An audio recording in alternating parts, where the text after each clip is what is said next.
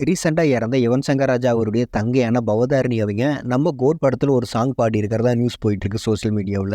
அதாவது கேன்சர் ட்ரீட்மெண்ட்டுக்காக ஸ்ரீலங்கா போனவங்க அங்கேயே இறந்துட்டாங்கன்னு நாம நியூஸை பார்த்துருப்போம். ஸோ ட்ரீட்மெண்ட் போறதுக்கு முன்னாடி யுவன் சங்கர் ராஜா அவரு கோட் படத்துல உனக்கு ஒரு சாங் வச்சிருக்கேன், ஸோ போயிட்டு வந்து நீ தான் பாடி கொடுக்கணும் அப்படின்னு சொல்லி அனுப்பியிருக்காரு. தென் அவங்களும் பாடித்தரேன்னு சொல்லிட்டு போனவங்க, பட் திரும்ப வரல.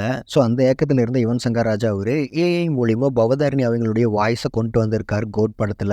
அண்ட் சொல்ல போனா சிங்கர் பவதாரணி அவங்க ஏகப்பட்ட நல்ல பாடல்கள் பாடியிருக்காங்க. பட் அப்படி இருந்தும் அவங்களுடைய மைல்ஸ்டோன் சாங் அப்படிங்கிற மாதிரி எதுவும் அவங்களுடைய வாழ்க்கையில் அமையல. ஸோ கோட் படத்தில் அது மாதிரி அமைஞ்சா நல்லா இருக்கும். ஏன்னா இறந்துட்டாங்க. ஸோ அது மூலியமா அவங்களுக்கு ஒரு நல்ல ட்ரிபியூட்டாகவும் இருக்கும். தென் ஆல்ரெடி கோட் படத்தில் கேப்டன் விஜயகாந்த் அவர் வராரு, இப்போ பவதாரணி அவங்களும் வராங்க.